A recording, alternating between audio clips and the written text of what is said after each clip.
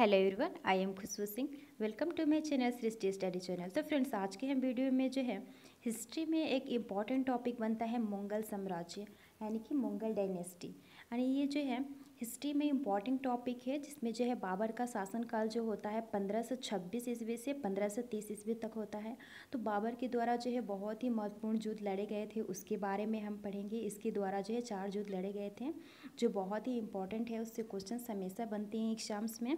तो उससे जो है जितने भी क्वेश्चंस बनेंगे उसके बारे में डिस्कस करेंगे। यानी कि मुगल डायनेस्टी, मुगल साम्राज्य से जो है पूरा जो है हम लोग पढ़ लेंगे एक छोटी सी वीडियो में। पूरा जो है इसके बारे में जितनी भी जानकारी है उसको कवर कर लेंगे। ओके, तो वीडियो को जो है आप लास्ट तक जरूर देखिएगा, और इससे रिलेटेड जितने भी एमसीक्यू जो है फॉर्म में क्वेश्चंस होंगे वो जो है अगली वीडियो में हम डिस्कस करेंगे। तो ओके, तो चलिए वीडियो को स्टार्ट करते हैं। तो मुगल साम्राज्य, तो मुगल जो है मुगल वंश का संस्थापक जो था वो बाबर था। ओके, मुगल वंश का संस्थापक कौन था? तो बाबर था। बाबर ने जो है मुगल वंश की स्थापना के साथ ही पदशाही की स्थापना की थी। बाबर क्या थे? तो ये जो थे मुगल वंश के संस्थापक थे, और जो है बाबर ने मुगल वंश की ये जो है स्थापना के साथ ही क्या किया था कि पदशाही की स्थापना भी की थी, जिसके तहत उसके जरिए जो है इनको बादशाह भी कहा जाता था। ओके, अब जो है बाबर के बारे में पढ़ लेते। इनका जो शासनकाल था वो 1526 ईस्वी से 1530 ईस्वी तक था। तो बाबर का जो जन्म हुआ था 14 फरवरी 1483 ईस्वी में हुआ था।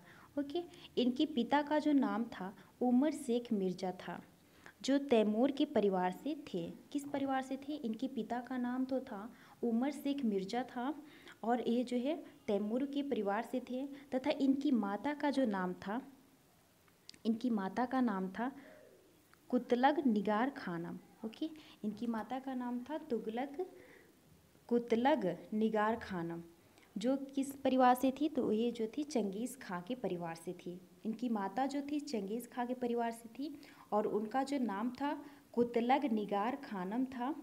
ओके, आगे चलते हैं।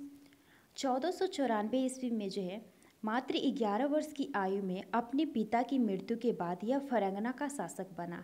ये जो थे 14 वर्ष की, मतलब जो है कितने वर्ष की थी? ओनली 11 वर्ष की आयु में जो है ये अपने पिता की मृत्यु के बाद यह फरंगना का जो शासक बने थे। कितनी ईस्वी में? 1494 ईस्वी में। बाबर ने जो है 1507 ईस्वी में बादशाह की उपाधि धारण की थी, जिसे जो है अब तक किसी तैमूर शासक ने धारण नहीं की थी। ओके, बाबर के जो है 4 पुत्र थे। बाबर के कितने पुत्र थे? तो बाबर के जो थे 4 पुत्र थे। उनका नाम क्या क्या था? ये भी इम्पोर्टेंट है। हुमायूं था, कामरान था, अस्करी और हिंदाल। ओके, ये जो है बाबर के चारों पुत्र का नाम है। बाबर ने जो है भारत पर 5 बार आक्रमण किया। बाबर जो था भारत पर जो है कितने बार आक्रमण किया था? तो इन्होंने जो है 5 बार आक्रमण किया था। बाबर का भारत के विरुद्ध किया गया प्रथम अभियान जो था 1519 ईस्वी में यूसुफ जाई जाति के विरुद्ध था।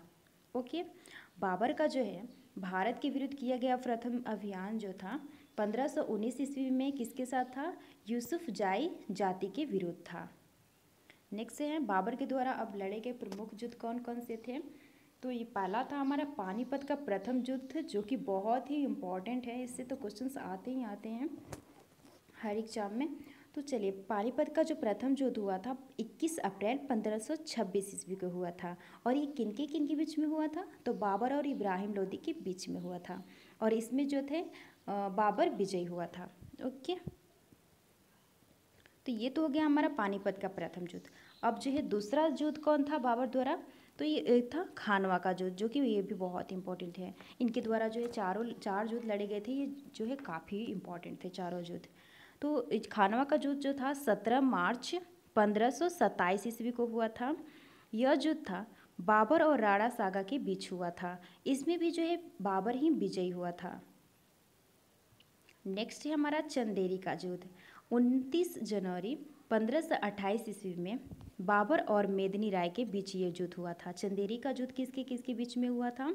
बाबर और मेदिनी राय के बीच में हुआ था। ओके, इसमें भी जो है बाबर विजयी हुआ था। ऐसी बात है कि ये जो चारों युद्ध था, ये चारों युद्ध में जो है बाबर ही विजयी हुआ था। और अगला है हमारा घाघरा का युद्ध। 6 मई 1529 ईस्वी को हुआ था। यह युद्ध जो था बाबर और अफगानों के बीच हुआ था। इसमें भी बाबर विजयी हुआ था। तो इन चारों युद्धों में जो है बाबर ही विजयी हुआ था। ओके, नेक्स्ट है हमारा, बाबर को अपनी उदारता के लिए जो है कलंदर की उपाधि दी गई थी। बाबर को जो है, ये क्वेश्चन यहाँ से बनता है कि बाबर को जो है अपनी जो है उदारता के लिए किसकी उपाधि दी गई थी? तो उसको जो है कलंदर की उपाधि दी गई थी। इम्पॉर्टेंट है ये। 48 वर्ष की आयु में करीब आगरा में जो है बाबर की मृत्यु हो गई थी। ओके, 26 दिसंबर 1530 ईस्वी को ये डेट है इनका कि 26 दिसंबर 1530 ईस्वी को बाबर की मृत्यु हो गई थी। करीब 48 वर्ष की आयु में, 48 वर्ष की आयु में इनकी मृत्यु जो है आगरा में हुई थी। तो बाबर के शव को जो है पहले आगरा के आराम बाग में दफनाया गया है। यहाँ से इम्पोर्टेंट 2 क्वेश्चंस बनते हैं कि बाबर के शव को जो है पहले जो है आगरा थी कहाँ दफनाया गया था? तो आगरा के आराम बाग में दफनाया गया था। लेकिन उनकी इच्छा यह थी कि मतलब उनको जो है काबुल में दफनाया जाए। तो बाद में जो है उनकी इच्छा के अनुसार उनको काबुल में दफनाया गया था। ओके, बाबर की मातृभाषा जो क्या थी? तुर्की थी, लेकिन वह अरबी और फारसी को भी अच्छे से जानता था। ओके, बाबर ने अपनी आत्मकथा किसमें लिखी थी? तो बाबरनामा जो कि तुर्की में है की रचना की थी, जिसका अनुवाद बाद में जो है फारसी भाषा में अब्दुल रहीम खान खाना ने किया था। किसका अनुवाद किया था बाद में? तो अब्दुल रहीम खान खाना ने जी इसका अनुवाद जो है बाद में किया था।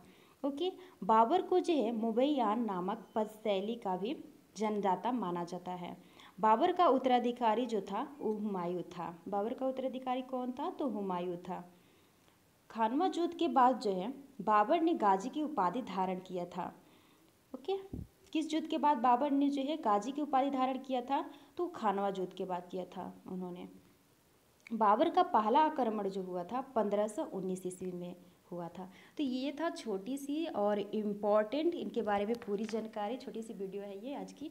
तो ये जो है बहुत ही इम्पॉर्टेंट टॉपिक था। और जो है सारे जो है जितने भी बाबर से और मुग़ल साम्राज्य से, मुग़ल डायनेस्टी से जितने भी क्वेश्चंस हैं यहाँ से कवर हो जाएंगे। मैं MCQ क्वेश्चंस जब कराऊंगी तो आपको लगेगा कि हाँ सारा कवर हो जाएगा, और मैं अच्छे से वो MCQ जो है डिस्कस करूँगी। और इतना आप देख लेते हैं तो आपका जो है कवर हो जाएगा इस एक टॉपिक से। इम्पॉर्टेंट टॉपिक है ये, तो आप जो है ज़रूर देख लेना। और जो है ठीक है, आज तक इतना ही, और जो है मिलते हैं नेक्स्ट वीडियो में। तब तक के लिए bye bye and take care, stay home, stay safe. Okay, thank you so much for watching my video.